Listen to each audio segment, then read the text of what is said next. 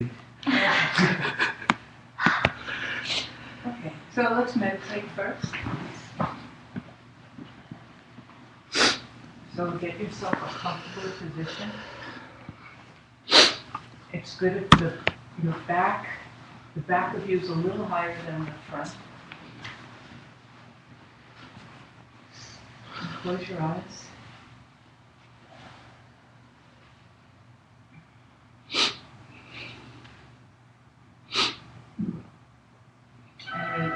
And relax the muscles in your face. Think of all those little muscles. We're holding them tight and we don't even get that we're holding them tight. So just relax them, even the smiling ones.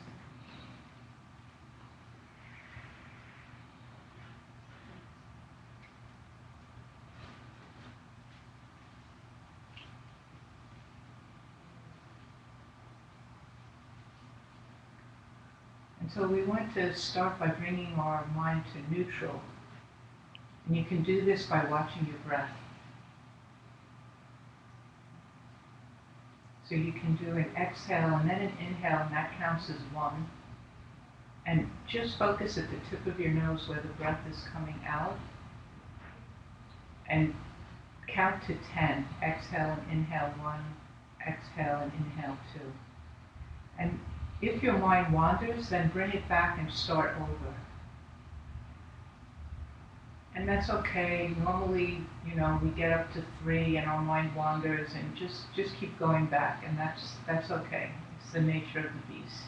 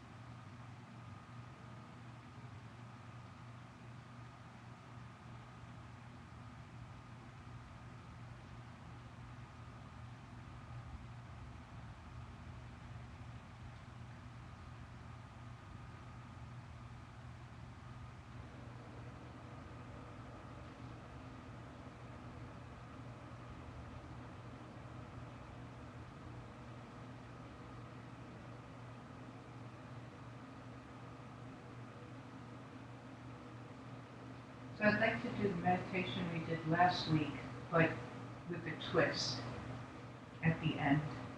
So come into the room again in your mind. Bring yourself to your cushion and sit down. And think that everything in this room you've created, all the people, all the objects, everything you've created.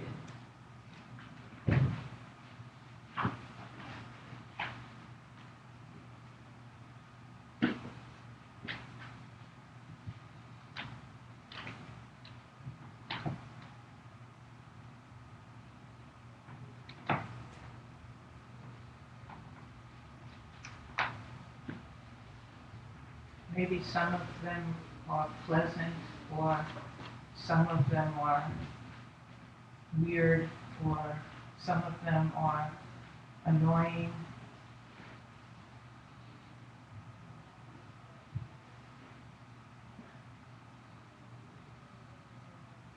But think that they're coming from you.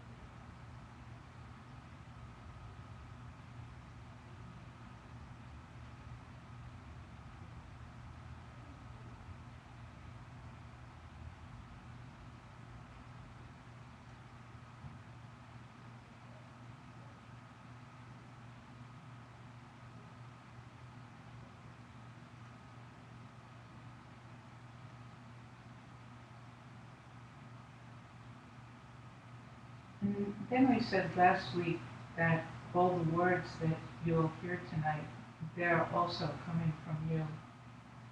You created them. And so tonight, think about how did you do that? How is that happening?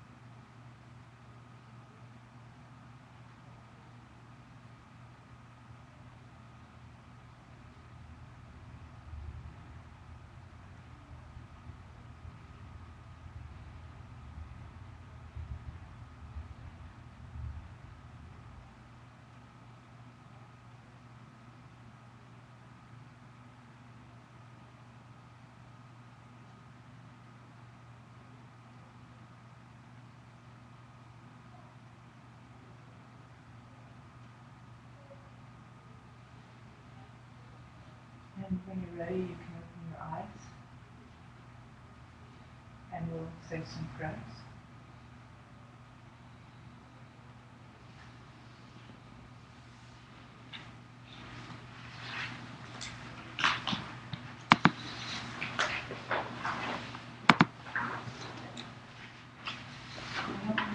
Maybe I have enough.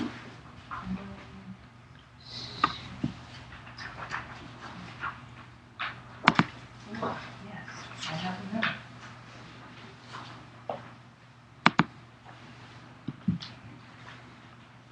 So if you didn't get one, take one because the other people got one. So.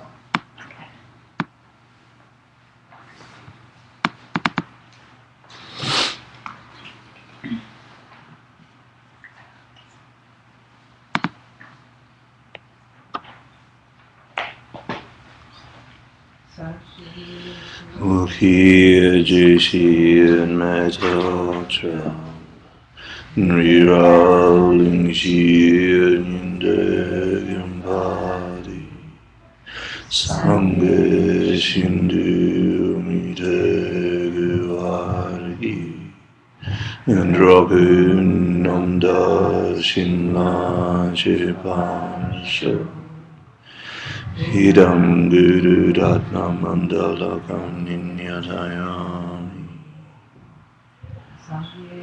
Hidam Zoki Jognam Janju Bardu Dagni Gyapsuji Daki Jenyengi Petsonamgi Drola Panjir Sangha Druparsho Sangha Chidam Zoki Jognam La Janchu Bardu Dakni Gyapsuchi Daki Jenyengi Petsanam Ki Drola Panjir Sangha Druparsho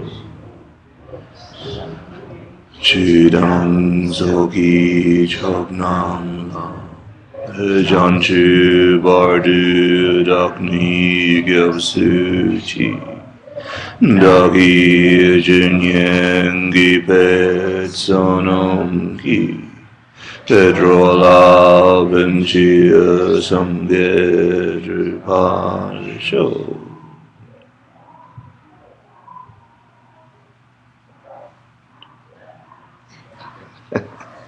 Tradition.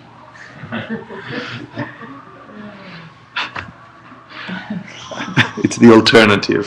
You can be up here, or you could be down there. Butchering The other realms. Well, I really, after last class, the last class we did, we're doing the three principal paths, which is renunciation, bodhicitta, and correct view, which is emptiness. And we got to emptiness last class. And when I went home, I thought, no one's going to come back. Everyone's freaked out. They're not going to come back for more emptiness. So I'm really happy to see you down here, Leslie. Really, it's very brave to come back and to like wade in that pool of some confusion and maybe some fear and continue to want to keep understanding it. So hopefully that will happen a little bit more today. So, and then I don't know where everyone else is. We're on class number 10 of ACI number 1. So I don't know if everyone's familiar with everything that came before. We can't really go back too much, but anyway, here, this is class number 10. So see how it goes.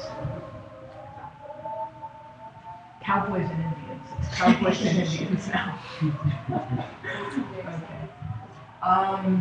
So last class we talked about the two truths, and those two truths are deceptive reality and ultimate reality. Ultimate reality is emptiness, and deceptive reality is can be understood in terms of dependent origination, dependent arising, or appearances. That word will come up today, appearances. So just in terms of how those two truths, there are two truths or two realities. How many objects in this room have deceptive reality? All of them, right. Everything in this room has a deceptive reality. And every object in this room has an ultimate reality. So the deceptive reality of this thing, for example, is that it appears to you to be a pen that you can write with. That's its deceptive reality. Its ultimate reality is that it's empty of being a pen from its own side. And what Geshe Michael has always used to talk about that is that, well, we have such a strong feeling that this is a pen. This is a pen. Everyone would know this is a pen because it's screaming pen from it. And what he always says is that, but what if a dog comes in the room? Then what does a dog see? And if this thing was really screaming pen, then a dog would have to see it as a pen. But this thing is empty. It doesn't have that nature from its side. And so it depends on us to to see it the way we do. So we're going to be talking about, that's what we're going to be continuing to talk about today. Like how do we do that? How does that happen? And one of the things I wanted to go over again, so that's just what we started last week. And another thing that we talked about was this idea of, in Tibetan it's called a dak, or a self. And we did it towards the end of the class, so I felt like that was, by that time, we're kind of tired and, easy to like brush past it. So this idea of self in Buddhism, because we hear this idea of self, what self doesn't mean, what self means is that you can think of it as a nature, the self of the pen. So when we say self, we're not talking about the person. We're not talking about the person. We're talking about the nature of the thing. So, but then it gets kind of then we can get into some kind of murky areas because if someone said that there's no, so is there no self? You might say, well, if you think that there's if you're thinking of it in terms of a person and you say, no, there's no person, well then who's sitting here? So in Buddhism we talk about there is a person, there is a Lulu, there is a Nick, we're here. But the self that we're saying doesn't exist is one in which it's there from its own side. So self is not saying person, it's saying it doesn't have an inherent nature.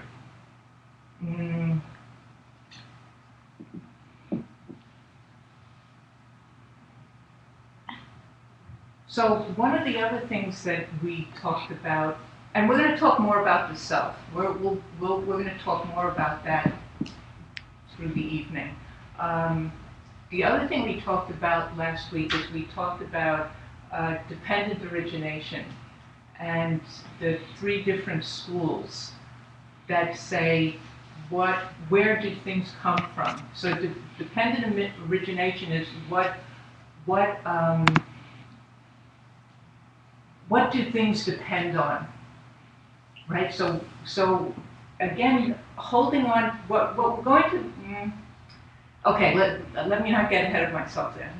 What do things depend on? What does the lowest school say that things depend on? The very first school. What does the lowest school say this pen depends on? Causes. On causes. So the causes are the factory and somebody designing it. That was the lowest school. So the lowest school says, what does this thing depend on? It depends on its causes. Then there's the next school up, and they say that this depends on something else. And their presentation is more sophisticated because the school that says this depends on causes is only able to account for things that have causes, which are things that are changing things, as opposed to, which is just about everything, right? Everything's changing, as opposed to things that are unchanging, which there aren't very many, like space is unchanging. That's an example, and Geshe-la said, go into meditation and see if you can think about what other things are unchanging. So most things are changing. The pen is changing. Lowest school says changing this changing thing depends on its causes. But then the next higher school says, well, look, what about unchanging things? What about space? What does unchanging and changing things depend on? So anybody know Parts. what? The parts. On its parts, right. So how that works in terms of a changing object is it has a cap, it has a body, it has an ink inside, those are its parts. In terms of space, the parts of space are the directions of space, north, south, east, west. So those are the parts. The highest school, which is the middle way presentation, which is mostly what we're going to move into today, and which is mostly what, most of the times when we study this, we're working with the highest presentation, and you'll see why as we go on today. But the highest presentation says, what does this depend on? Its name or label. Yeah, exactly. It is dependent upon me being able to think about it in a certain way and label it in a certain way. So I can think about it as a pen, I can call it a pen, and it can function for me as a pen.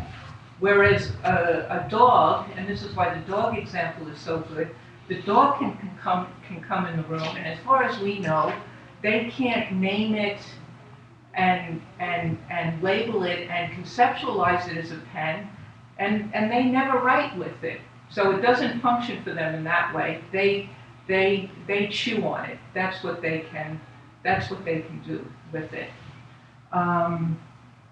So today what we're going to talk about, so that's sort of what we did last week. And today what we're going to talk about is, we're going to talk about the relationship between deceptive reality and ultimate reality. So when we say deceptive reality, we're talking about appearances. We're talking about those all of those everything that we experience, all of ourselves, all the things around us, anything that appears to us. And so we're going to talk about the relationship between appearances, deceptive reality, and ultimate reality. And so what we're talking about is what's the relationship between karma and emptiness. So how did I get to appearances? How did I get from deceptive reality to appearances to karma? It's our karma to see this as a pen. It is appearing to us a certain way. It's appearing to us as a pen. That's our karma. The dog that comes in has a different karma. And so it doesn't experience it as a pen. It can't function for them in that way. And so that's how we're talking about appearances. So appearances, that's the deceptive reality. Okay. So I thought what to do is basically tonight's class just is about 2 verses only from this book. And so I thought I would read you the first one. And I thought perhaps what would be nice about doing this is that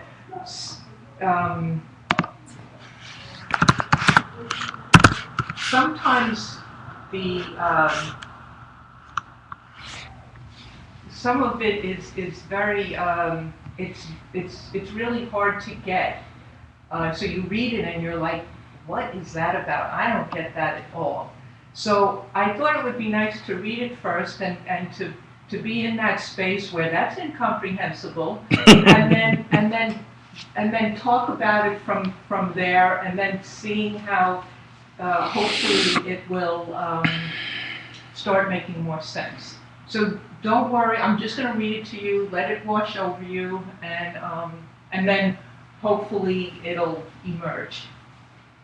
So this is verse number 11, and there are 14, so we're at the end of the book.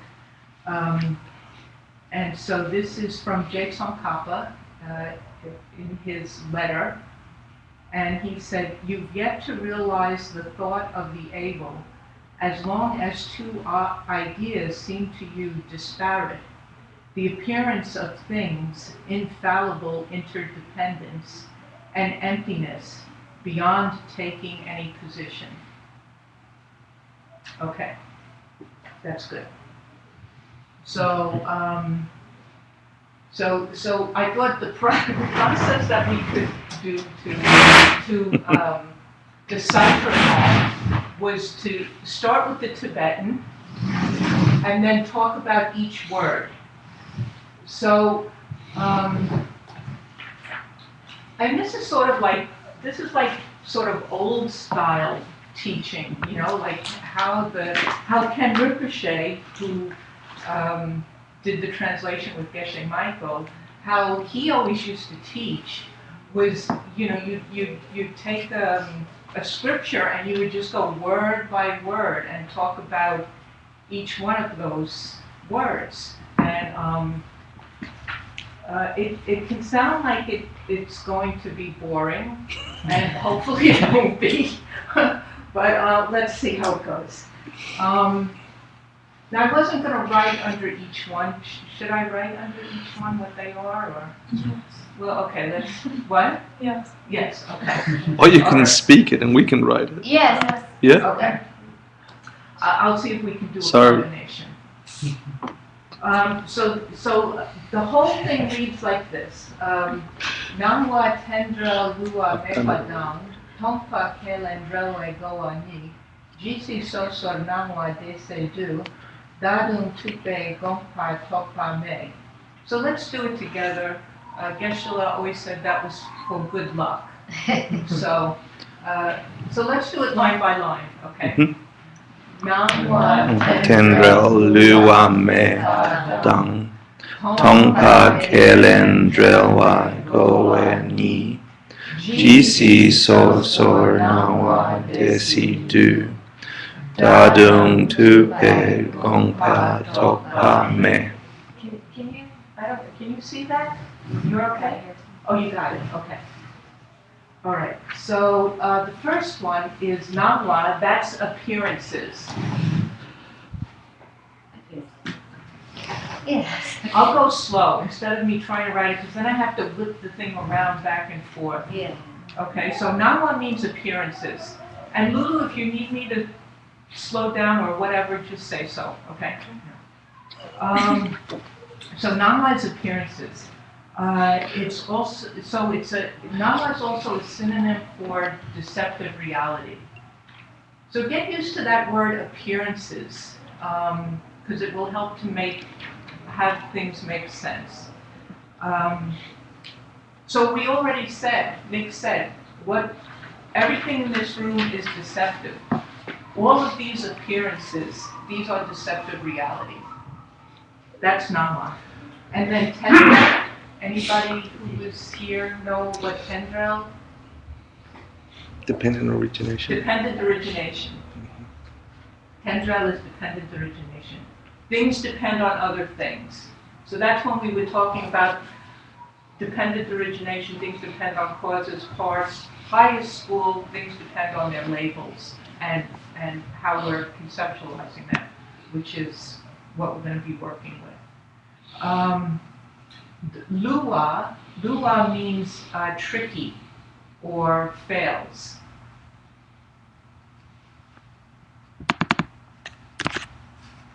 Meta is never.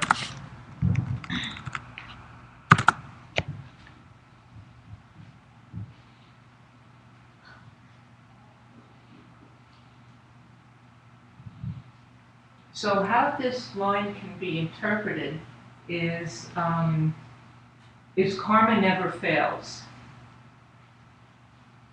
This one can be interpreted as karma never fails. And karma, what's the first law of karma? Anybody know? First law of karma? Same. What is it?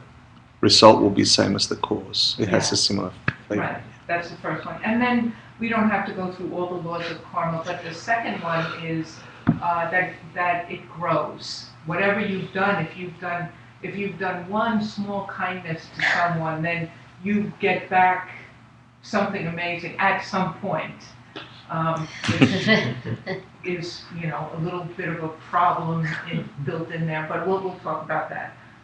What about instant karma? Does that exist? It's a good song.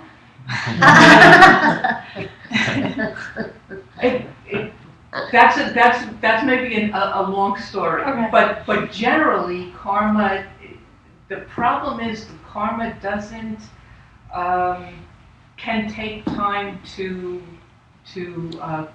arise, to grow, and that's the problem because if the minute you stole something, your bank account went immediately down, and you could see it.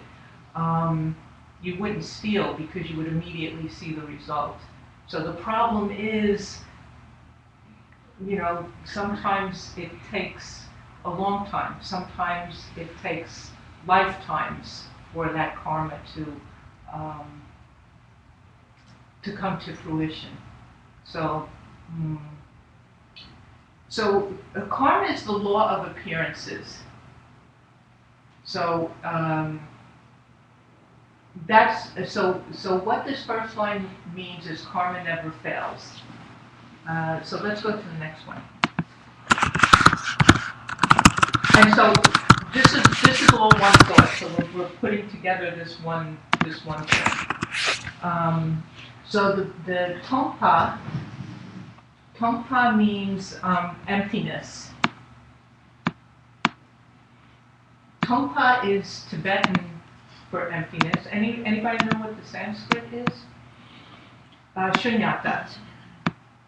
So I say some of these things because in your career of studying this, some of these things especially will come up, like shunyata. You'll see that. And so Tongpa in Tibetan is emptiness. The next one, Kelen Drelwe, this one means beyond any position. Beyond any position. So this is in the sense of beyond any position means it has the feeling of you can't say it is, but you can't say it's not. Beyond any position in that sense. Gowa means understanding.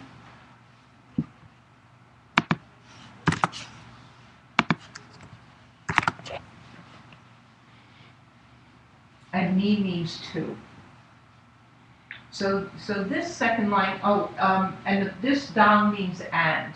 So this second line means, so with the second line, so both of these together, so we had namwa, right, which was appearances, tongpa, which is emptiness, appearances we're saying is karma, so the first line is karma never fails, and together, these two lines together are saying these two ideas, karma, appearances, and emptiness never fail.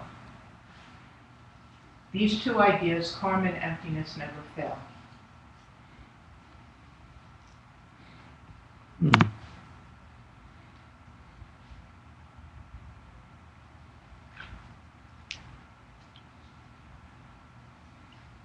So why does someone appear pleasant or unpleasant to you?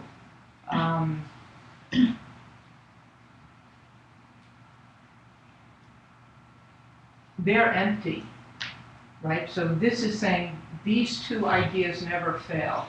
So karma and emptiness, they never fail. Someone seems unpleasant to you or pleasant to you. They're empty.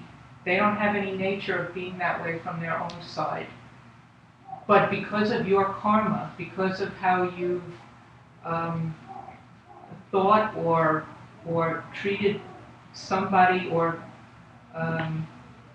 somebody in the past, you're then forced to see them as either pleasant or unpleasant. So that's another idea about karma as well. It's that we're forced to experience things the way we're experiencing them. You know, we might want to, you know, if we're face to face with somebody who's, you know, being unpleasant to us, we may want to, you know, think that it's not, but we have to be honest with ourselves. I am experiencing this thing as unpleasant, and why is that? And it has to do with how I treated somebody in the past because they're empty. So this is, I mean, basically we could all go home now. I mean, that's basically, that's it. It keeps circling around like that.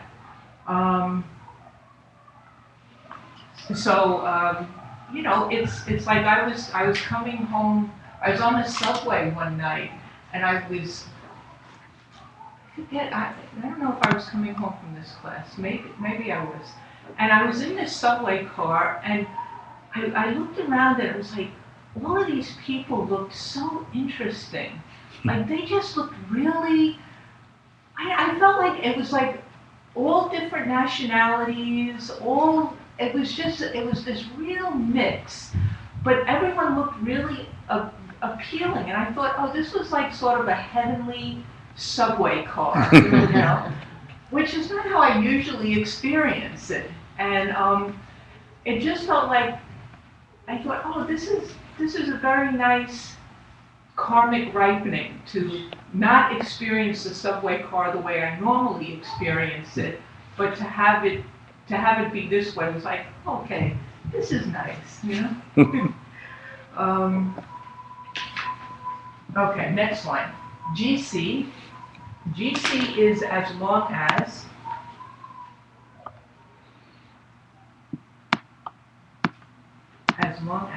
so sort is unconnected.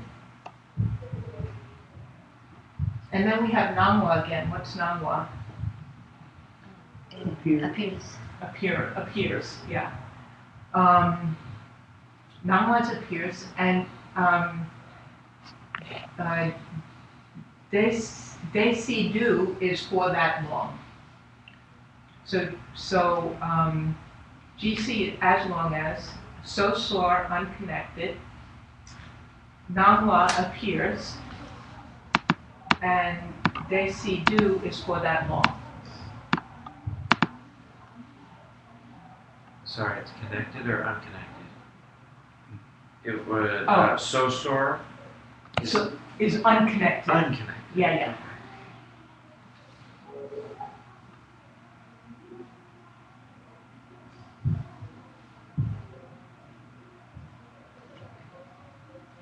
So what do you think? As long as this is as long as something appears to be unconnected. What do you think? What do you think the what is? As long as something appears to be unconnected, what do you think we're talking about here? What two things are we talking about? Karma and emptiness. Karma and emptiness. Yeah, exactly. So this line is as long as karma and emptiness appears to be unconnected, and we're still in the line. So we'll say the whole thing at the end.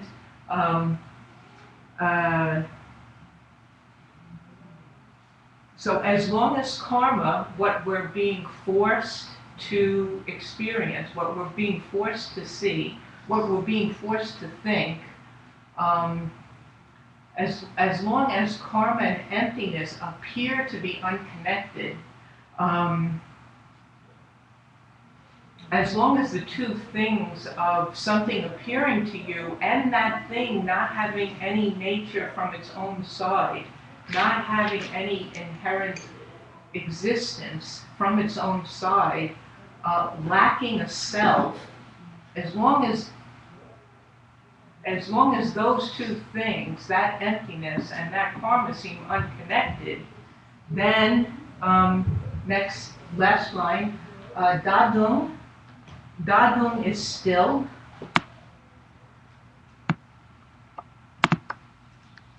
Tupe is Buddhas.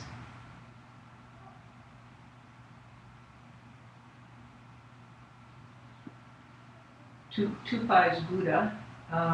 So Tupe is Buddhas. Gongpa. Gongpa means real idea or true idea.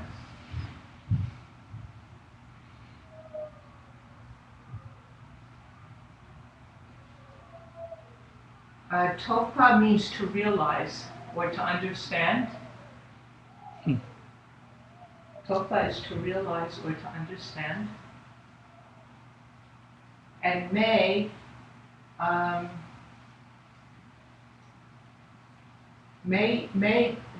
this is a negative in Tibetan, so this is not.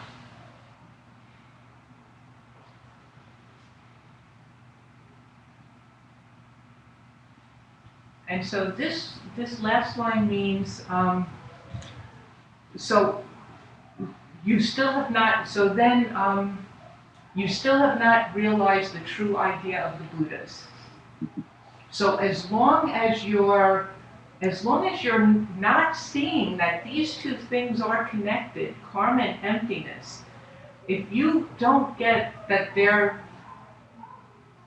if you don't see them, if you see them as being unconnected, you've not realized the true ideas of the Buddhas. It's very beautiful, and we have to keep talking about it. So let me tell you what the whole thing is. So all of these lines together is, you still haven't realized the ultimate thought of the Buddhas, as long as the understandings of karma and emptiness seem to be unconnected. As long as those two ideas are unconnected, then we're not getting what Buddhism is about. We don't get the true idea of the Buddha. And I mean, we're understanding these ideas intellectually now. The tricky part is to go outside and keep the realization of those two things together. Keep the realization of karma and emptiness together. And so, how does that work? How does that work when you go outside? Let's see. Well, one of the wrong ideas in regards to emptiness is, like, if we're saying that nothing exists from its own side, one of the wrong ideas we can have is that, well, if nothing exists, then I can do whatever I want. It doesn't matter. You know, you're saying, hey, that's not really a pen. Nothing exists. Which I'm not really saying it like that, but it could be sort of looked at that way, felt that way, because I'm saying it's not that way. It doesn't exist that way. I think a lot of times, like if you're doing the homeworks of these courses, one of the I'll give you a cheating point. Like whenever you're in the position of saying that something doesn't exist, what you need to do is you need to put a comma, and then you need to say from its own side. So we're not saying it doesn't.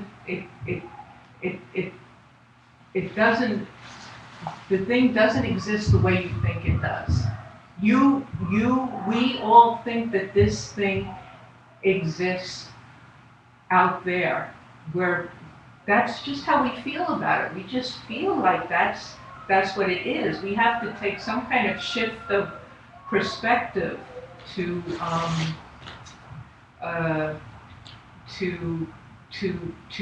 put in that comment, say from its own side, and that's where the dog is very helpful.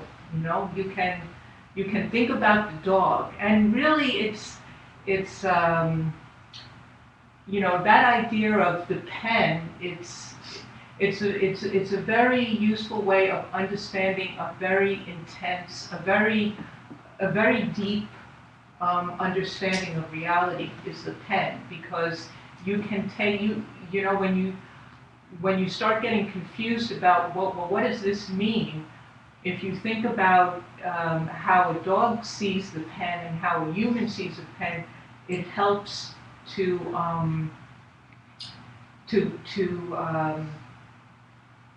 remember the points about this. So the wrong idea is that nothing exists, so I can do what I want. It doesn't matter. I can steal. It's okay. That's a wrong idea to get from saying that something doesn't exist from its own side. So what's happening is that that emptiness, that blankness, it's a blank screen, and we're projecting onto it, and that's our karma is doing that, is projecting onto that blank screen. And so, what we're saying here is that things exist. They just don't exist the way we think they do. They don't exist as something from their own side. They don't, no one's saying things don't exist. They just don't exist the way we've been thinking that they exist. And another quality of that is that it's not this kind of I guess sort of new age idea where just think positive and everything will be okay. It's that our karma is forcing us. We're forced to have to experience the whatever we experience. We're being forced.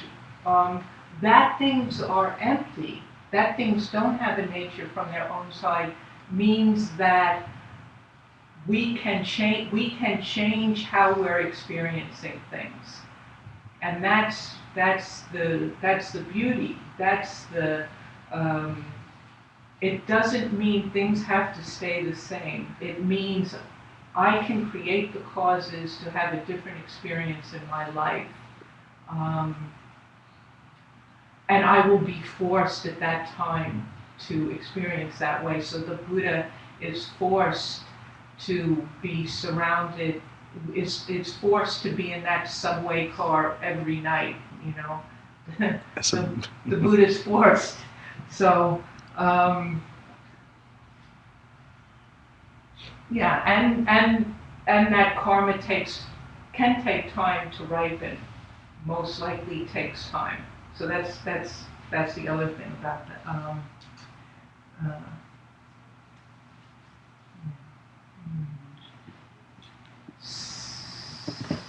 So, anybody have any questions about that so far?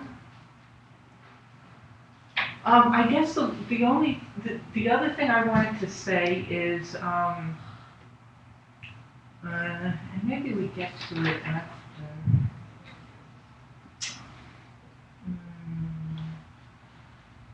Yeah, I think we'll get to it later. So I'd like to take a short break, okay? Like a 5 minute break. Okay. Good.